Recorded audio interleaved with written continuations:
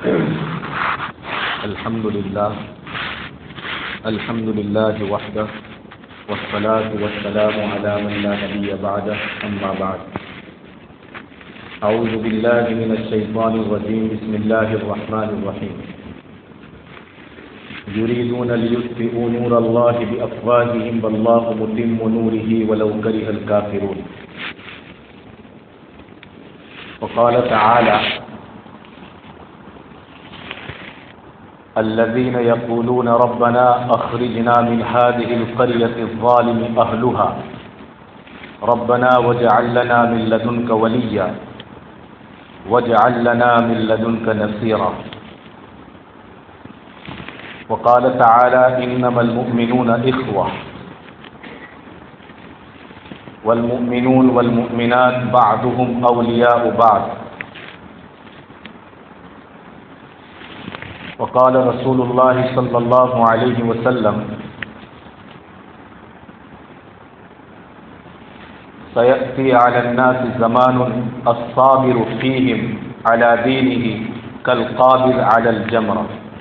أو كما قال عليه الصلاة والسلام. محترم حضرات، آج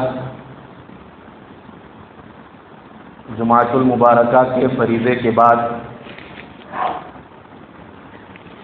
دو جوانوں کے نکاح ہے.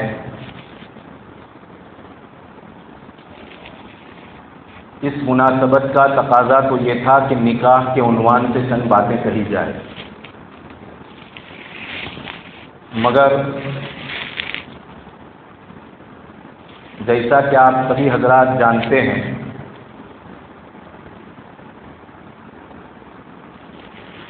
کہ نکاح کے عنوان پر مختلف مجلسوں میں بہت سی باتیں سنا دی جاتی ہے، بیان کر دی جاتی ہے اور سن لی جاتی ہے، مگر اس وقت جیسا کہ امت مسلمہ کے جو حالات ہیں، تقاضا یہ ہے کہ ان حالات کا ہم مل جل کر کے ایک مرتبہ مذاکرہ کر لیں.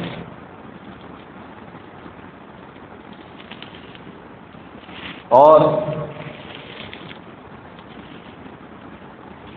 نبی پاک علیہ الصلاۃ والسلام کے ارشاد گرامی کی روشنی میں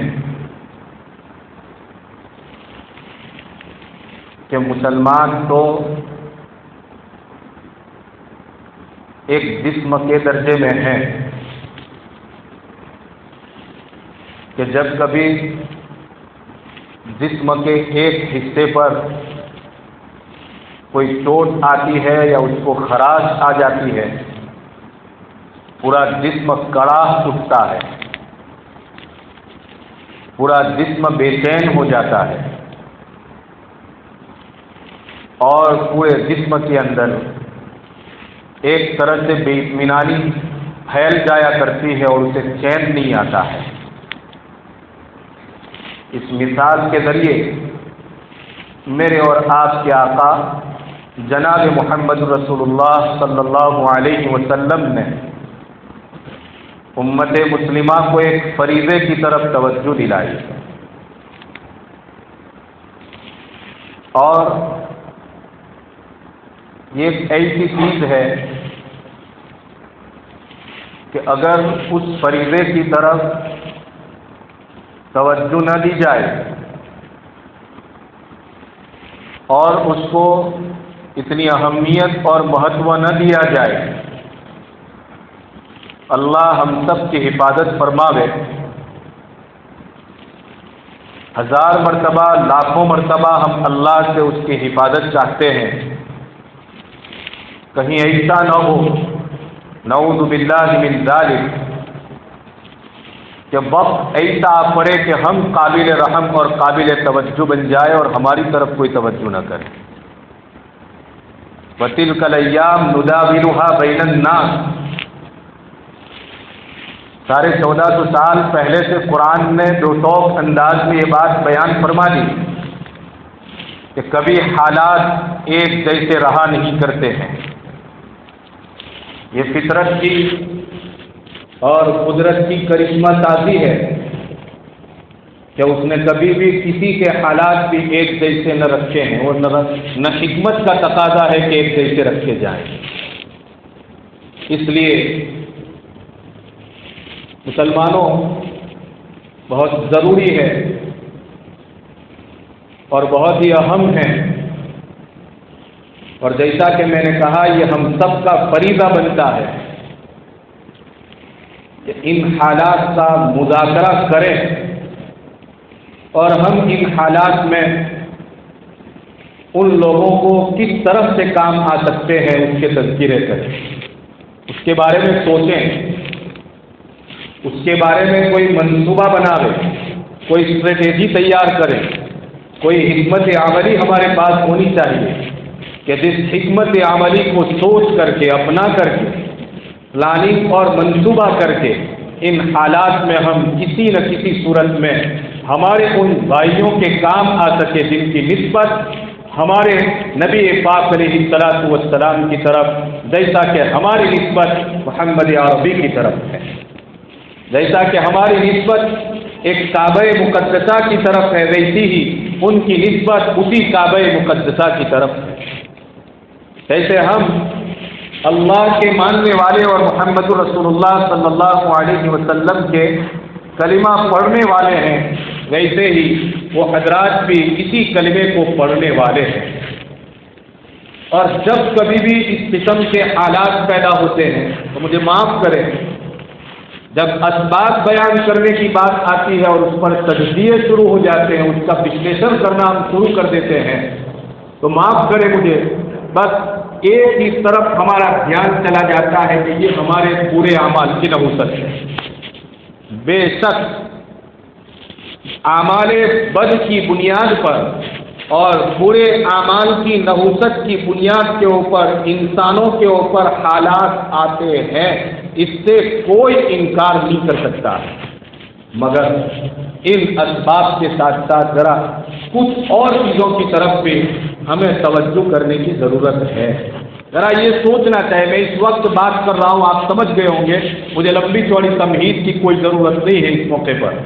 ہم اس وقت برما کے مسلمانوں کے متعلق گفتگو کرنا چاہتے ہیں، ان کے اوپر جو ظلم ستم کہہ لیجیے، ان کو جس طرح سے لوٹا مارا کھسوٹا جا رہا ہے اور انہیں ملک سے باہر نکلنے کے اوپر جس طرح سے مجبور کیا جا رہا ہے، مسلمانوں یہ پچھلے چند مہینوں کی داستان نہیں ہے کہ ہم یہ کہہ کر کے اس کو ختم کر دیں کہ یہ اعمال کی نحوست کی بنیاد پر۔ آپ اگر برما کے حالات اور برما کے مسلمانوں کی تاریخ کا کہ یہ کب سے مظلوم بن کر کے زندگی گزار رہے ہیں، ہمارے اوپر بھی ایک حالات آئے تھے جو ہمارے گجرات کے فسادات، مگر ان میں اور ان فسادات میں اور ان حالات کے اندر زمین و آسمان کا فرق ہے، زمین و آسمان کا فرق ہے۔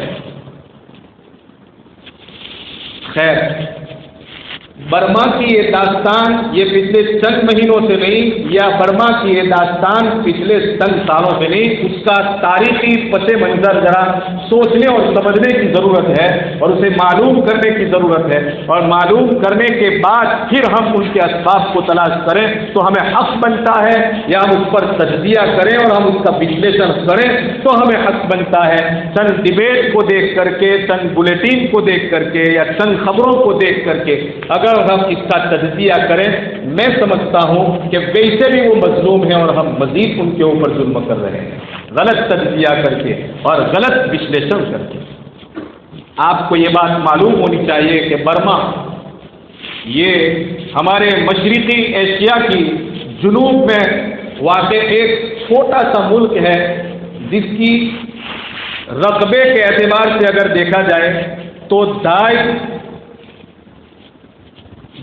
لاکھ مربع میل اس کا پورا مکمل رقبہ ہے،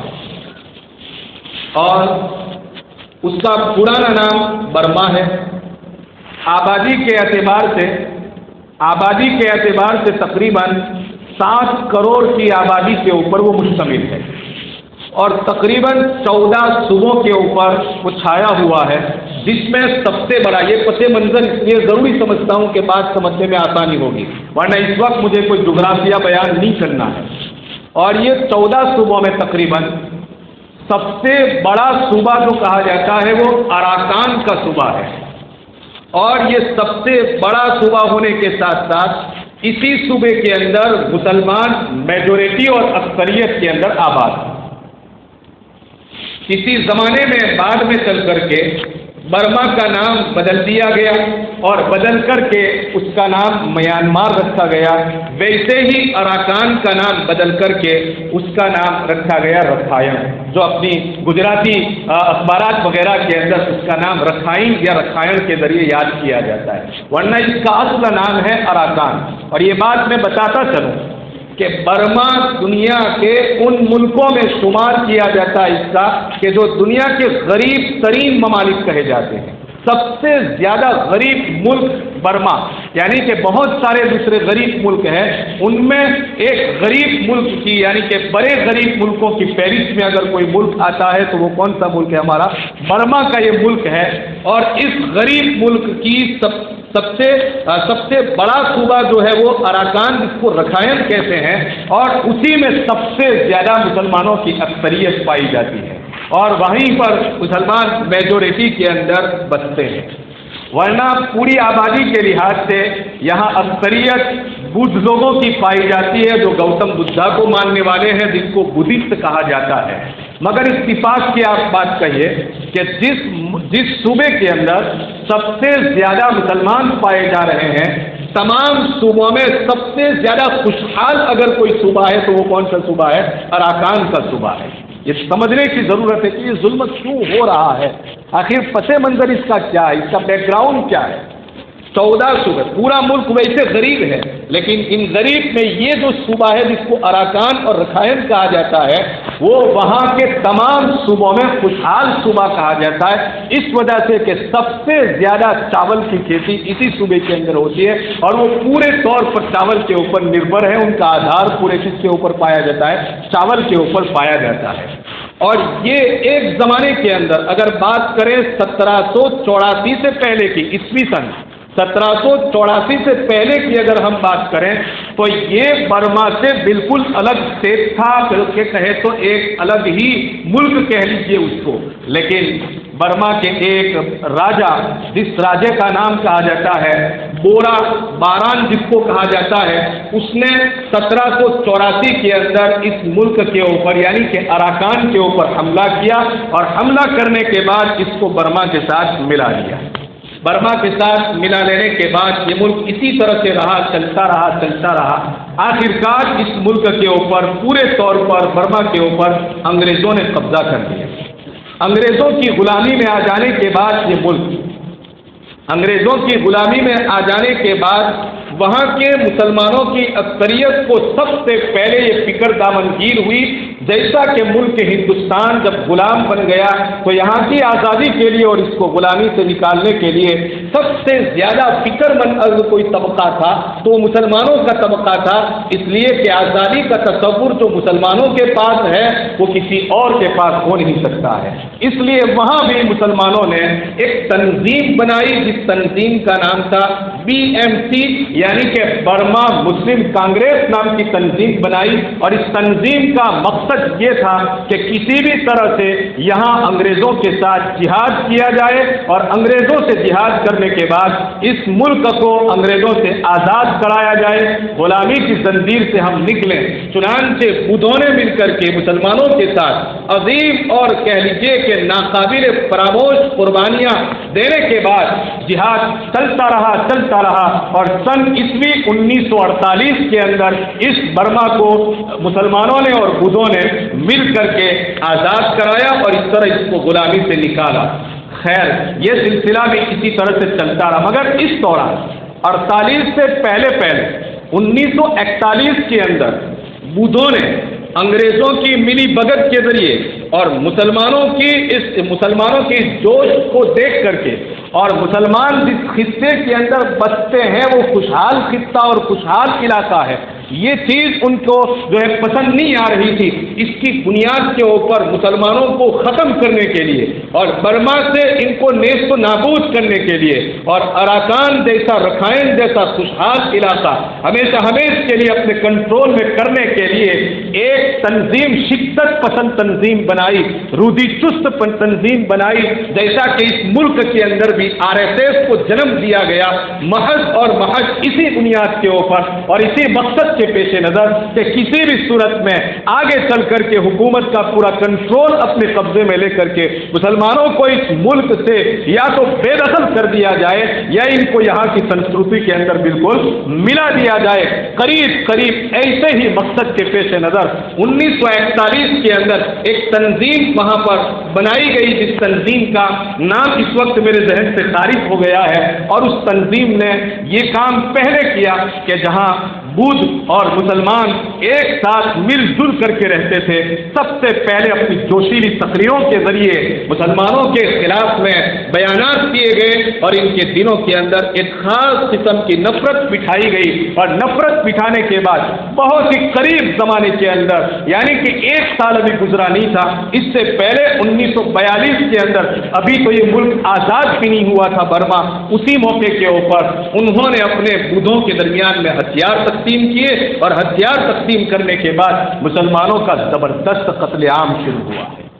یہ 1784 سے ظلم کی داستان شروع ہوتی ہے جب بورا باران نے اس کے اوپر حملہ کیا تھا اور اس وقت بھی اس نے زبردست قتل عام کیا تھا اور یہ سلسلہ چلتا رہا. 1941 کے اندر پھر یہ دوبارہ سلسلہ شروع ہوا اور 1942 کے اندر ان کو باقاعدہ مظلوم بنایا گیا اور پھر زبردست قتل عام ہوا. تاریخ نے اس بات کو نوٹ کیا ہے کہ تقریباً اس زمانے میں 1 لاکھ مسلمانوں کو شہید کیا گیا تھا. 1 لاکھ مسلمانوں کو سن 1942 کی ہم بات کر رہے ہیں. اور پھر کئی مسلمانوں کو بے گھر کر دیا گیا اور انہیں بے آسرا بنا دیا گیا تھا. مختصر کرتے ہوئے میں بات کو آگے بڑھا رہا ہوں. اس کے بعد سن عیسوی 1950 کے اندر دوبارہ ان کے اوپر ظلم و ستم کی داستان کا نیا سلسلہ شروع کیا اور پھر اس وقت بھی ہزاروں نہیں بلکہ لاکھ کے قریب انسانوں کو یعنی کہ مسلمانوں کو انہوں نے شہید کیا, بوڑھوں کو, جوانوں کو, بچوں کو, یہاں تک کہ ہماری ماں اور بہنوں کی عزتیں لوٹی گئی. اور اتنا ہی نہیں کیا گیا بلکہ اس کے ساتھ ساتھ ان کا جو شہریت کا حق تھا, جو ان کا سویلائزیشن تھا اور ان کی جو سٹیزن شپ پائی جاتی تھی وہ بھی ان کے پاس سے چھین لی گئی. اور چھیننے کے بعد ان کو پہلے درجے کے شہری رہنے کے بجائے ان کو دوسرے درجے کے شہری قرار دیا گیا اور پھر یہ سلسلہ بڑھتا گیا یہاں تک کہ مختصراً اتنا عرض کروں سن عیسوی 1962 کے اندر جب یین زین نام کے جنرل نے حکومت کو بے دخل کر دیا اور وہاں حکومت کا کنٹرول اپنے قبضے میں یعنی کہ فوجی حکومت وہاں پر اس نے قائم کر دی اور مارشل لا اس نے وہاں پر قائم کر دیا, تو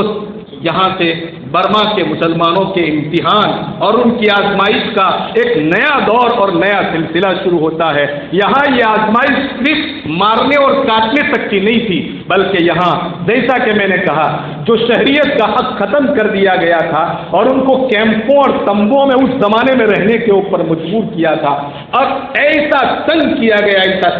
گیا کہ اب اس ملک کو چھوڑ کر کے کہیں بھی چلے جاؤ. یہ اراکان کا صوبہ آپ کو میں بتاؤں بنگلہ دیش کے اس شہر جس کو چاٹگام کہا جاتا ہے ساحل کے اوپر واقع ہے, اس سے متصل ہے. یہاں کے اراکان کے مسلمانوں نے اس زمانے میں یہ درخواست کی تھی وہاں کی برمی حکومت کے سامنے اور وہاں کے انگریز جو اس زمانے کے تھے ان کے سامنے کہ ہم مسلمان ہیں اور ہمارا بنگلہ دیش ملک بھی کیا ہے مسلمان ہے, جس کو مغربی بنگال اس وقت کہا جاتا تھا اور ابھی وہ پاکستان ہی کے قبضے میں گویا کہ تھا. کہہ لیجیے کہ ابھی پاکستان بھی پورے طور پر نہیں بنا تھا. یہ درخواست پیش کی تھی کہ ہمیں چاٹگام کے ساتھ متصل کر دیا جائے اور برما سے ہم کو بالکل علیحدہ کر دیا جائے, ہم اس ملک کے ساتھ رہ کر کے زندگی گزار لیں گے. لیکن جیسا کہ میں نے کہا 14 صوبوں میں سب سے زیادہ خوشحال یہ صوبہ تھا, اس لیے کسی بھی صورت میں برما کے لوگ یعنی برما کی حکومت اس کو چھوڑنے کے لیے تیار نہیں تھی. خیر یہ سلسلہ چلتا رہا. یہاں پر یین بین نے جو سب سے زیادہ اور سب سے بڑا قدم اٹھایا ان کے خلاف کے اندر، وہ یہ کہ ان کی جو مسجدیں اور ان کی جو عبادت گاہیں تھیں، ان کی عبادت گاہوں کو نیست و نابود کرنے کا یہ سلسلہ شروع کیا۔ لکھا جاتا ہے کہ کئی مسجدوں کو انہوں نے اس زمانے کے اندر شہید کر دیا، اور پھر شادی بیاہ کے سلسلے کے اندر قانون اور ضابطے بنائے، اور یہ قانون اور ضابطے انہوں نے اس انداز سے بنائے کہ ان کے اندر 18 سال کی عمر کے اندر جو ہے نکاح کرنے کا رواج پایا جاتا تھا اسلامی اعتبار سے، مگر انہوں نے 18 سال کے بجائے یہ قانون بنایا کہ عورت 25 سال کی ہو جائے اور مرد جب تک 30 سال کا نہ ہو جائے اس وقت تک ان کے درمیان میں شادی کرنے کی اجازت نہیں ہوگی۔ اس کے ساتھ ساتھ بچوں کے پیدائش کے سلسلے میں بھی انہوں نے قانون اور ضابطے بنائے کہ اتنے ہی بچے پیدا کیے جا سکتے ہیں، اتنے ہی، اور اس سے زیادہ کی کسی کو اجازت نہیں ہوگی۔ اس کے علاوہ جو راشن ان کو ملتا تھا یہ راشن بھی انہوں نے دینا بند کر دیا، یہاں تک کہ ایک زمانے میں قحط پڑا، اور قحط کا عالم یہ تھا کہ حکومت کی طرف سے ان کو ایک دانہ بھی کھانے پینے کے لیے نہیں دیا جاتا تھا، یہاں تک کہ لکھا ہے کہ 25,000 مسلمان تو اس وقت محض اور محض کھانے پینے کی تنگی کی بنیاد کے اوپر شہید کر دیے گئے۔ بلکتے سلگتے مسائل ان کے اس قدر پائے جا رہے ہیں، اور یہ داستان یہاں پر آ کر کے نہیں رکتی ہے۔ اس کے بعد اگر آپ دیکھیں تو 1957 میں پھر دوبارہ ان کا قتل عام ہوا، 1967 کے اندر پھر دوبارہ ان کا قتل عام ہوا، بہت لمبی چوڑی داستان ہے۔ اور اس کے بعد 1967 سے آپ آگے بڑھیں تو 1982 اور 1987 کے اندر پھر دوبارہ لاکھوں کی تعداد کے اندر ان کو قتل کیا گیا، یہاں تک کہ مجبور کر دیا کہ وہ ہجرت کرے۔ چنانچہ جو لوگ ہجرت کرنے کے اوپر کامیاب ہو گئے، نقل مکانی کے اوپر کامیاب ہو گئے، ان کی اکثریت تو بنگلہ دیش میں جا کر کے بس گئی، اور بہت سے لوگوں کو دوسرے جو باقی رہ گئے تھے اور جو نکلنے میں کامیاب ہو گئے تھے، مکہ المکرمہ کے اندر ان کو اجازت دی گئی، اور آج بھی وہاں پر برمی مسلمانوں کو وہ شہریت دی گئی ہے۔ آپ جاتے ہوں گے حج وغیرہ کے موقع کے اوپر تو کئی ڈرائیور اور کئی دکاندار ہمیں ایسے ملتے ہیں کہ جن سے پوچھا جائے تو وہ اپنا تعارف کراتے ہیں کہ ہم برما کے رہنے والے ہیں۔ یہ 1982 یا 1987 کے اندر یہ سلسلہ شروع ہوا۔ پھر 2001 کے اندر آپ دیکھیں پھر دوبارہ ان کے ساتھ ظلم و ستم کا یہ سلسلہ شروع ہوا، اور پھر آج کے اس سال کے اندر ہم دیکھ رہے ہیں اس مہینے کے اندر تو انہوں نے حدیں پار کر کے رکھی ہے، حدیں پار کر کے رکھتی ہے، یہاں تک کہ ملکی قانون کی بات تو دور کی رہی، انٹرنیشنل قانون بھی یہاں پر کام نہیں کر رہا ہے کہ کسی نامہ نگار کو اور کسی پترکار کو یا کسی بھی خبر رساں ایجنسی کو وہاں پر جانے تک کی اجازت نہیں دی جا رہی ہے کہ صحیح صورتحال کو ہمارے سامنے کوئی لاوے یا ان تک کوئی مدد پہنچانے کے لیے ہم کوئی کام کرنا چاہے تو وہ بھی نہیں کر سکتے ہیں۔ اتنا سارا ظلم ہو رہا ہو اور مسلمانوں ہم یہ کہہ کر کے اس بات کو ختم کر دے کہ یہ ان کے بدعمالی کی بنیاد کے اوپر ہو رہا ہے۔ ارے دھوپ بھرنے کا مقام ہے، کیا ہم میں کون سی وہ نیک اعمالی پائی جا رہی ہے جس کی بنیاد کے اوپر ہم اتنے اتراتے ہیں؟ کئی زبانوں سے یہ بات سننے کے بعد میں یہ بات کہہ رہا ہوں، اتنا سارا ظلم اتنے سالوں سے جن کے اوپر ہو رہا ہو کہ ابھی تک ان کے ظلم کی داستان ختم نہیں ہوئی، اور ہم اتنے نیکوکار ہو گئے، ہم اتنے نمازی بن گئے پکے اور سچے، کیا ہم اتنے قرآن کی تلاوت کرنے والے بن گئے، ہم اتنے اسلامی بن گئے، اتنے اسلام پسند بن گئے کہ ہم سے اللہ تبارک و تعالیٰ اتنا راضی ہے کہ ہمارے اوپر حالات نہیں آ رہے، اور وہ اتنے بد کردار بن گئے اور اتنے بدمعاملہ بن گئے، اتنے بے نمازی بن گئے جس کی بنیاد کے اوپر ان کے اوپر یہ حالات آ رہے ہیں۔ یقیناً یہ بیماریاں جیسے ہمارے اندر پائی جا رہی ہے ان کے اندر بھی پائی جا رہی ہے، لیکن دوستو کچھ امتحانات اللہ تبارک و تعالیٰ کی طرف سے مقدر ہوا کرتے ہیں، اور یہ امتحانات جب تک دیے نہیں جاتے ہیں اس وقت تک کامیابی کبھی نہیں ملا کرتی ہے۔ ہم تو اللہ سے یہی مانگتے ہیں کہ اللہ ہم سے تو ایسا امتحان دے، ہم سے ایسا امتحان دے اس طرح کی ہمارے اندر کوئی طاقت ہی پائی نہیں جاتی ہے۔ یہ اس وقت ان کی جو حالت ہے میں بتاؤں، قرآن کی ایک آیت کریمہ پڑھ کر کے اس حالت کا تجزیہ کرنے کے لیے، اس کا وشلیشن کرنے کے لیے آپ کی خدمت میں پیش کر دیتا ہوں، آپ اس کا وشلیشن کریں۔ مکہ المکرمہ سے ہجرت کر کے جناب محمد رسول اللہ صلی اللہ علیہ وسلم مدینہ پہنچ گئے، رہے. اس زمانے کے اندر تقریباً سب نے ہجرت کر لی تھی گویا کہ, لیکن کچھ مضبوط قسم کے مسلمان پائے جاتے تھے ابھی, جن کے پاس ایمانی پاور بہت مضبوط تھا. انہوں نے یہ سوچا کہ کچھ بھی ہو جائے گا, ہم تو کہاں زندگی گزاریں گے, مکے کے اندر ہی زندگی گزاریں گے. نبی پاک علیہ السلام نے ان کو گویا کہ اجازت بھی دے دی تھی. بعد مفسرین نے ان کے کچھ نام بھی شمار کروائے ہیں, جن میں ابن عباس رضی اللہ تعالیٰ عنہ کا نام بھی آتا ہے, ان کی والدہ کا نام بھی آتا ہے, اور اس قسم کے دیگر صحابہ اور صحابیات کا بھی نام آتا ہے. لکھا ہے کہ اس کے بعد جب ظلم کافروں کا بڑھتا گیا, انہوں نے خوب برداشت کرنے کی کوششیں کی اور خوب اس کو صحابی اللہ تبارک و تعالیٰ سے بہت دعائیں کی, لیکن مکہ کے کافروں اور مشرکوں نے جب ظلم کی حدیں ایک دم سے پار کر دی, انسانیت شرمسار وہاں پر ہو رہی تھی, تو انہوں نے دعائیں کی. اس دعا کو قرآن مقدس کے اندر نقل فرمایا ہے, الذین یقولون ربنا اخرجنا من هذه القرية الظالم اهلها, اے ہمارے پروردگار اخرجنا من هذه القرية, اس بستی سے اب ہمیں باہر نکال دیجیے, اس بستی سے ہمیں باہر نکال دیجیے, اس لیے کہ اس بستی کے لوگ بہت ظلم کر رہے ہیں. کچھ ایسا ہی برما کے مسلمان اس وقت کہہ رہے ہوں گے, اور ان کے دل اس طرح سے جو ہے رو رہے ہوں گے, اور ان کے دل کے اندر کی جو چیزیں ہیں ان کے آنسوؤں سے یہ چھلک رہی ہے اور یہ بتا رہی ہے, کہہ رہے ہیں ربنا اخرجنا من هذه القرية الظالم اهلها, اے ہمارے پروردگار برما کی اس بستی سے اب ہم کو باہر نکال دیجئے, ہم رہنا یہاں پر پسند نہیں کرتے ہیں اس بنیاد پر کہ یہاں کے بسنے والے بدھسٹ اور یہاں کے بسنے والے گوتم بدھا کو ماننے والے لوگ ہمارے اوپر ظلم کر رہے ہیں. ربنا اخرجنا من هذه القرية الظالم اهلها, ربنا اے ہمارے پروردگار ہمارے لیے کوئی حمایتی پیدا کر دیجئے کہ آوے عالم اسلام سے کوئی ہمارا حمایت کرنے والا,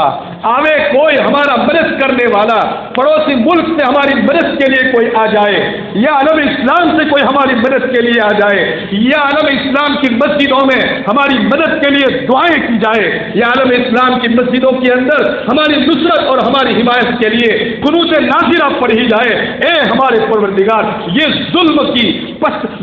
شکتی کے اندر 100 سال سے بھی زائد عرصہ گزر چکا ہے, ہم پیس رہے ہیں, لوٹے جا رہے ہیں, یہاں تک کہ اب اس سرزمین کے اوپر رہنے بھی نہیں دیا جا رہا ہے, بھاگتے جا رہے ہیں, پڑوس ملک قبول کرنے کے لیے تیار نہیں ہیں, بھاگتے جا رہے ہیں. دنیا کے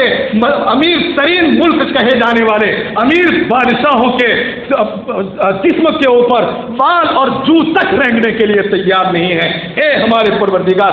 اخرجنا من هذه القرية الظالم اهلها, اس ظالم بستی سے ہم کو نکال دیجئے, ہم یہاں پر رہے, یہ ہمارے بس کے اندر نہیں رہا ہے. یہ ہے مسلمانوں, برما کے مسلمانوں کی آواز. تجزیہ کرنے کے پیچھے مت پڑو, تجزیے کا وقت نہیں ہے, وقت ہے اس وقت مدد کرنے کا, وقت ہے اس وقت ان کے لیے دعائیں کرنے کا, وقت ہے اس وقت ان کے لیے 2 رکعت نماز پڑھنے کا, وقت ہے یہ ان سے درس عبرت حاصل کرنے کا. یہ خوش فہمی میں مبتلا مت ہونا کہ میرے سر کے اوپر ٹوپی ہے اور میرے چہرے کے اوپر داڑھی ہے لہذا میں سچا اور پکا مسلمان بن گیا. قسم خدا کی 100% جب تک اسلام میری زندگی کے اندر نہیں آئے گا اس وقت تک مجھے یہ بولنے کا حق نہیں ہے کہ میرے اوپر اس لیے حالات نہیں ہے کہ میں سچا اور پکا مسلمان ہو ہی نہیں سکتا. کیوں ہم یہ کہہ کر کے اپنے آپ کو مزید ظالم بنا رہے ہیں اور ان کو مظلوم بنا رہے ہیں؟ یہ ظلم کم ہو رہا ہے ان کے اوپر. اس وقت ضرورت ہے ان کی ایک ایک آواز کو سن کر کے, ان کے ایک ایک حالات کو جان کر کے ان کے لیے دعائیں کرنے کا وقت ہے, ان کے لیے مدد کرنے کا وقت ہے. مجھے ہر چیز جو ہے یہاں پر رکاوٹ بن رہی ہے, ورنہ میں بول سکتا ہوں اس موقع کے اوپر جو بولنا چاہیے تھا, جو کبھی خالد بن ولید نے کہا تھا, جو عمر ابن خطاب نے کبھی کہا تھا, ہاں اسلامی جرنیلوں نے جو کبھی ان خطبوں کے اوپر یا ان ممبروں کے اوپر بیٹھ کر کے کہا تھا, ہاں وہ چیزیں مجھے بولنی چاہیے اور بولنی چاہیے, لیکن نہیں بول پا رہی اس وقت, اس لیے کہ اس وقت ہمارا حال بھی کچھ ان سے اچھا نہیں ہے. ہم بھی اس وقت غلامی کی زنجیروں میں جکڑے جا چکے ہیں. اللہ میری اور آپ کی حفاظت کرے. بس وقت صرف اتنا سا باقی ہے کہ ابھی گھسیٹا نہیں گیا ہے, ورنہ باندھ دیے گئے ہیں. ہاں, ہر اعتبار سے پکڑ اور جکڑ دیے گئے ہیں. بس صرف اتنا سا ہے کہ ابھی ہم کو گھسیٹا نہیں گیا ہے. ابھی ہمیں کھینچا نہیں گیا ہے، ہمیں ابھی دھکا نہیں لگایا گیا ہے قبل اس کے کہ کوئی ہمیں دھکا لگائے۔ آؤ مل کر کے ان مسلمانوں کے حق کے اندر دعائیں کریں، آؤ ان کا دکھ بانٹنے کی کوشش کریں، تاکہ کل اگر ایسا وقت پیش آ جائے تو ہمیں اس طرح کی نگاہیں اٹھا کر کے یہ احساس نہ پیدا ہو جائے کہ اب ہمارا کوئی نہیں ہے۔ مسلمانوں، اس وقت ان کی حالت زار یہ ہے کہ بس آسمان ہی کی طرف ان کی نظریں اٹھی ہوئی ہے۔ بتاؤ تو صحیح، ظلم اتنا پہنچ چکا ہے کہ اب ان کی زبانوں کے اوپر سوائے اس کلمے کے کہ متی نصر اللہ کی مدد کب آئے گی، اور مسلمانوں ہماری طرف اب ان کی نگاہیں اٹھ نہیں رہی ہے۔ ہاں، اسلامی دنیا کو 100 سال سے وہ دیکھ رہے ہیں۔ ہاں، جس ظلم سے بچانے کے لیے UN بنایا گیا تھا، جس ظلم کو سے بچانے کے لیے اقوام متحدہ اور سنیکت راشٹر کو بنایا گیا تھا، اس سنیکت راشٹر نے ہی تو میں کہتا ہوں کہ ظلم کی پٹی کے اندر ان کو دھکیل کر کے رکھ دیا۔ ہاتھ باندھ دیے گئے ہیں یہ بنا کر کے کہ ہم ہی جائیں گے وہاں، جن کو ہم ہی پہنچیں گے وہاں، ہم ہی وہاں جائیں گے اور چاہیں گے تو مدد کریں گے، ورنہ ہمارے وہاں پر کوئی مدد کرنے کے لیے نہیں پہنچے گا۔ اللہ تبارک و تعالیٰ اس طیب اردگان اور اس جیسے غیور مسلمانوں کی مدد فرماوے، ان کا سایہ عالم اسلام کے اوپر قادر قائم و دائم رکھے، ایسی قیادت تمام اسلامی ممالک کو اللہ تبارک و تعالیٰ عطا فرماوے، ایسی قیادت کہ جن کو اپنی کرسی کی فکر نہ ہو،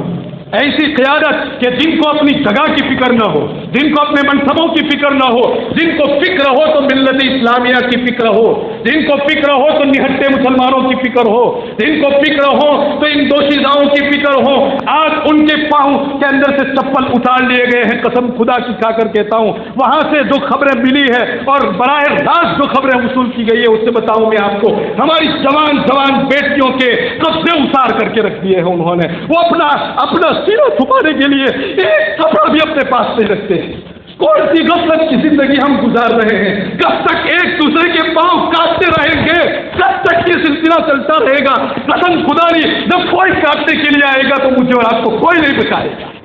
یہ درد ہے میرا، یہ قرآن اور حدیث کی روشنی میں درد ہے۔ کچھ بھی کہے مجھے لوگ، لیکن میں یہ بات ضرور کہوں گا، اس لیے کہ میں آپ کا ہوں، آپ میرے، کب تک یہ ظلم ہم برداشت کریں گے؟ مسلمانوں، کیا 2 رکعت نماز کے لیے ہمارے پاس وقت نہیں ہے؟ کیا ہم ان کے لیے صدقہ نہیں نکال سکتے ہیں؟ کب کریں گے ہم یہ؟ اس لیے کہ وہ ہم سے کچھ دوری کے اوپر ہے۔ کیا یہ سلگتی ہوئی یہ آگ اور یہ شعلے ہمارے گھر کے اندر آ جائیں گے تب ہم بجھانے کے لیے نکلیں گے؟ وقت ہے اس بات کا کہ یہ سب چیزیں چھوڑ کر کے محض اور محض ان کو کس طرح سے ہم مدد کر سکتے ہیں، کون سی اسٹریٹجی اپنا سکتے ہیں، کون سا منصوبہ بنا سکتے ہیں، کون سا لائیو ہے عمل ہم کر سکتے ہیں، نمازوں کے ذریعے، صدقات کے ذریعے، تسبیحات کے ذریعے، دعاؤں کے ذریعے اور قانونی طور پر جو بھی ہم سے ہو سکتا ہے ان سب چیزوں کو ہم اپنائیں گے اور اس کو ہم فرسٹ پرائیورٹی دیں گے۔ یہ ہماری پہلی ترجیح ہوگی، یہ ہمارا پرادھانیہ کا مسئلہ ہوگا، اسی مسئلے کو ہم جو ہے سب سے پہلی ترجیح دیں گے۔ کوئی مسئلہ اس وقت ہمارا پرائیورٹی کا مسئلہ ہو ہی نہیں سکتا، ملت اسلامیہ کا یہ مسئلہ ہے، اس لیے کہ جس دور سے میں اور آپ گزر رہے ہیں، ایک حدیث بیان کر کے بات کو ختم کر دوں۔ نبی پاک علیہ الصلوۃ والسلام نے فرمایا تھا، سیأتی علی الناس زمان، ان قریب لوگوں کے اوپر ایسا زمان آئے گا، الصابر فیہم علی دینہم، جو اپنے دین کے اوپر ثابت قدمی کے ساتھ رہنا چاہے گا، جو اپنے دین کے اوپر مضبوطی کے ساتھ رہنا چاہے گا، اس کا حال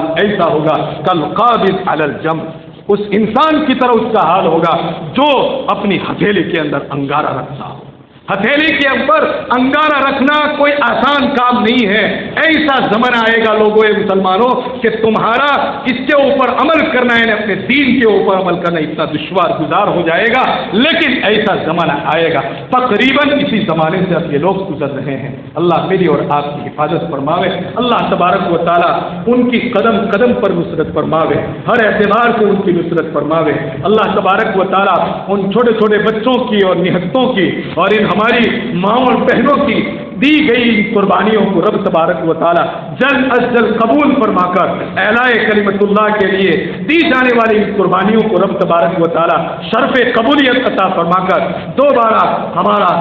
ہمارے لیے سرخ روئی اور اسلام کے لیے سرفرازی اور سربلندی کے دن اور وہ موسم بہار پیدا فرما دے۔ عید و اکمل بس جملہ جہاں آمین بعد واخر دعوانا الحمد للہ رب العالمین۔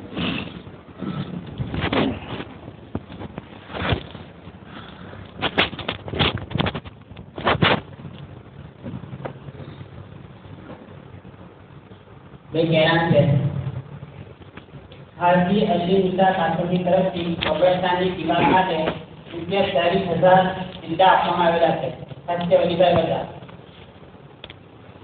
બીજે કહેવાનું છે કે નયનભાઈ પહેલા જેમનું એક્સિડન્ટ થયું હતું તેમનું ઓપરેશન થઈ ગયું છે કે એમના માટે પણ દુઆ કરવામાં આવે. બીજા પોતાના માટે પણ દુઆ કરવામાં આવે. બીજે કહેવાનું છે બીબી ઇબ્રાહિમ લકડા જે હાલમાં અમેરિકા ખાતે છે તેમની તબિયત ઘણી ખરાબ છે તેમના માટે પણ દુઆ કરવામાં આવે. અલ્લાહ તાલા તમામ સિપાही કામિલા આદિલ અહેમદ કુલિયા અતા फरमाए. इस इतवार को सिस्टम दारुल में अपने हल्के का जोड़ भी रखा गया है, वहाँ भी सभी हजरात पहुँचे उसको कामयाब बनाने की कोशिश करें.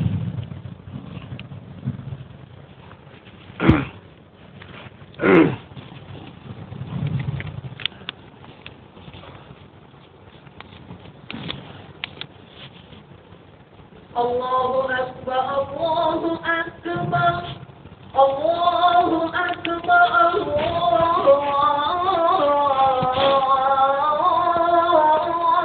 Akbar. Ashhadu an la